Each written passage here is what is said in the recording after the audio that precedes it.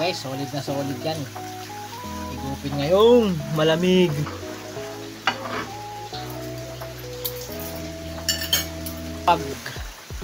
So anong masasabi mo sa ating luto at ulam?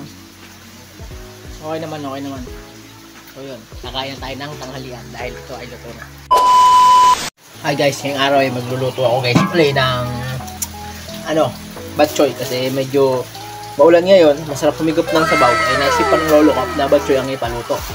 Kaya bumili ako sa palengke kanina, medyo hindi pa na masyado maulan kasi signal number 3 kami dito guys sa Laguna. Yung bagyo ngayon, yung bagyo dito. So, pila ako nitong kinchay, tsaka itong itong dugo at tsaka karne, laman. So, lulutuin ko siya. Pero bago ang lahat, kumain muna tayo. Kain muna tayo guys. Tayo magkakape muna at tsaka kain tayo nitong tawag dito. Ito ang tinatawag na kutsinta. Kutsinta ng bayan. At syempre dinala ko na nga pala dito sa labas tong kape at saka kutsinta ko kasi dito masarap magkape sa labas kasi medyo maulan ngayon at syempre may bagyo nga pala ngayon kaya maulan. Yun ang ibig kong sabihin. At syempre masarap magkape dito sa labas kasi feel na feel mo yung lamig kaya dito ako kumain. At dahil tapos na nga pala akong kumain, nagsaing na nga pala ako. Kinuha ko na tong rice cooker at syempre nagtakal na ako ng bigas mula dito sa sako. At yun, nagtakal ako ng mga 3 baso dyan kasi yun ang kasya sa amin at medyo masarap ang ulam, baka mapadami ang kain. At syempre, hinugasan ko na nga rin pala itong bigas at dahil tumatanghali na at kailangan na rin natin makakain. At syempre, ang lamig pa rin talaga ng talaga may bagyo ngayong araw na to kaya malamig. At pagkatapos ko nga rin basan itong bigas, syempre sinalang ko na dito at para maluto itong ating sinaing at talaga namang tanghali na at nakakagutom na. Tapos lang na nga tayo guys ng sinaing. So ngayon, ang gagawin naman natin ay magsimula na tayo magluto. So, marami pa akong gagayatin na ang karne. Ito yung mga karneng gagayatin ko. Ito So let's go na. Mag-get na tayo at baka bulan pa ng malakas alam niyo naman, malamig dito. Tapos naulanan. So let's go. Hinugasan ko na nga rin pala itong kaldero at yan nga pala ako magluluto na itong aking lulutuing ulam at syempre para malinis yung ating paglulutuan. At syempre maghihiwa na nga pala ako nitong karne pero hinasa ko muna dito sa tiles itong aking gagamitin kutsilyo kasi medyo mapurol. At yan na nga pala yung baboy na binili ko sa palengke kanina. Ang aga ko nga palang gumising para bumili niyang baboy na yan. At syempre humingi na rin pala ako ng dugo kanina. At yan hinihiwa ko na nga pala. Saktong cut lang para dun sa aking lulutuin na bok choy. Yung tamang cut na sasakto sa ating pagkain. At pamili nga rin pala ako ng operasong atay ng baboy para isama. Atay, ay! Muna natin hiwain. At syempre hihiwain din natin yung atay ng saktong cut lang din, yung kagaya ng cut ng karne para naman pare-pareha sila para naman magandang tingnan pagkaluto na. Ayan, hinihiwa ko na nga pala ng saktong cut at syempre malambot yan kasi malambot talaga yan. Yan nga guys, tapos ko nang hiwain yung mga karne at saka atay. Ito na siya. Hiniwa ko siya ng pa-square. Ayan o. Ayan o. Tapos maghiwa naman tayo ng maghiwa naman ako guys ng mga bawang sibuyas tsaka luya. Kasi maraming luya tsaka bawang. So let's go na.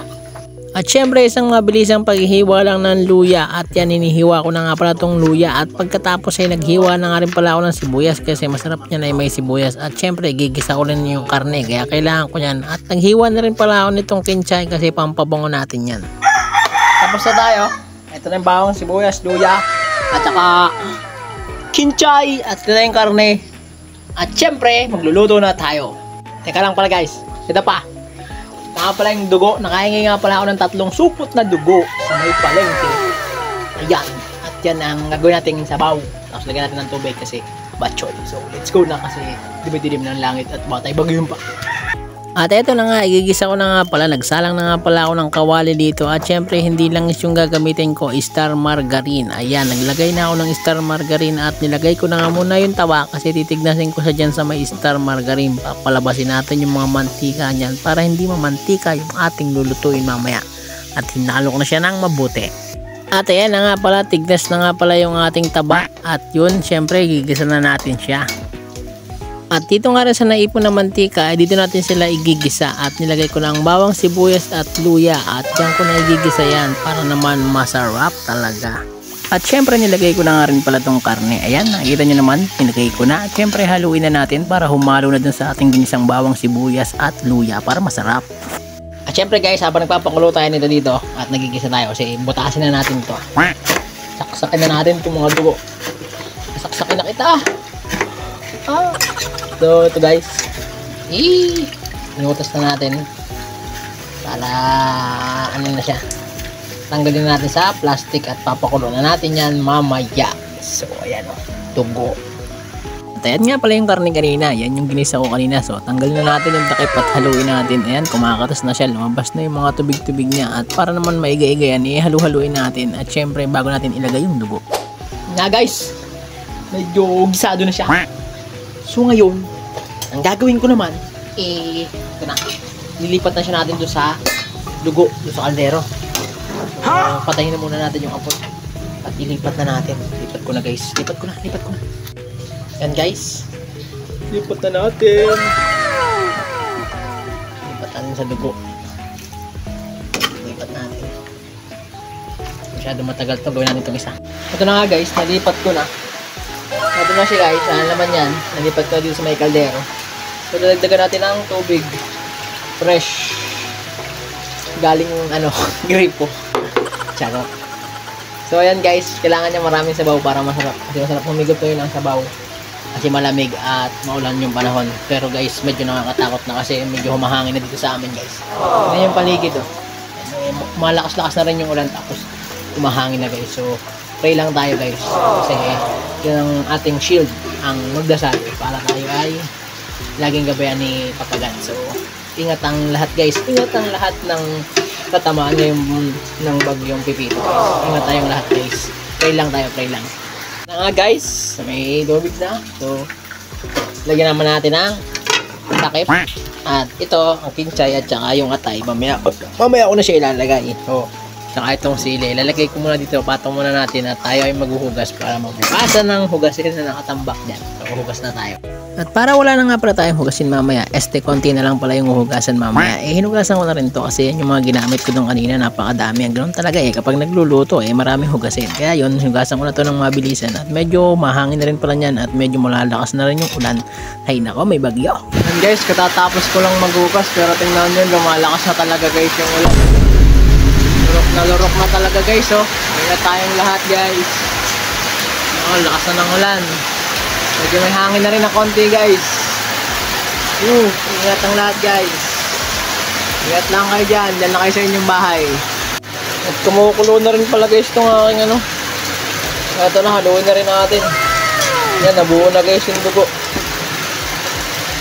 At nakakulo na siya guys. Yan. Nahalo ko na siya ng mabuti. At baka umawas talaga namang awas tapon ito. Lamig na guys, lakas na ng hangin. Hindi malakas na. Hindi ko alam kung anong oras na guys. Ayan. Taklaban muna natin. Mamaya natin lagay yung mga dapat pang ilagay. So, lamig na guys. Guys, check na natin yung ating niluluto. Kanina pa dito guys at medyo malakas na talaga yung ulan. So, lurok na yung ulan guys. Grabe. At check ko na kung okay ba na ba.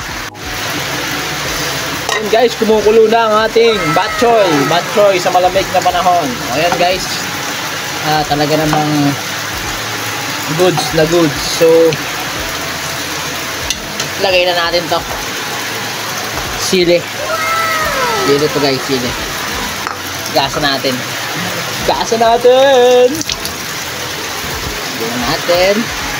at syempre ito rin guys, lagay na rin natin bubango. At syempre, lagay na rin natin itong atay. Pampakatay.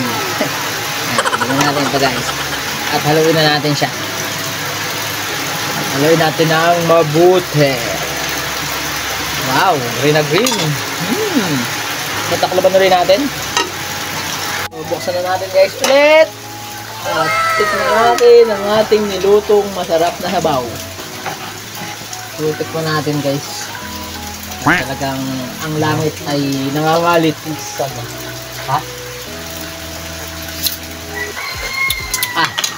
panalo.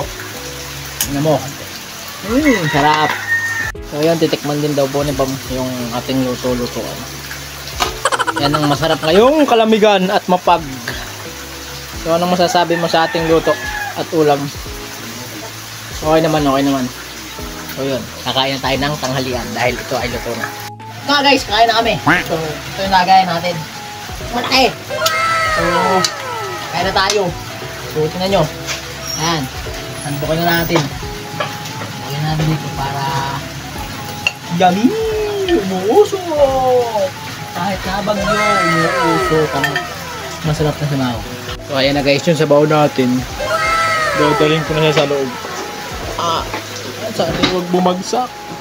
At mabigat! Mabigat talaga siya guys! Mabigat! Mabigat talaga! Kain na lang tanghalian! Sumo! Tatapon yung sabaw! Uy na! Ako na natin tong kanin. Medyo mainit ang kanin guys.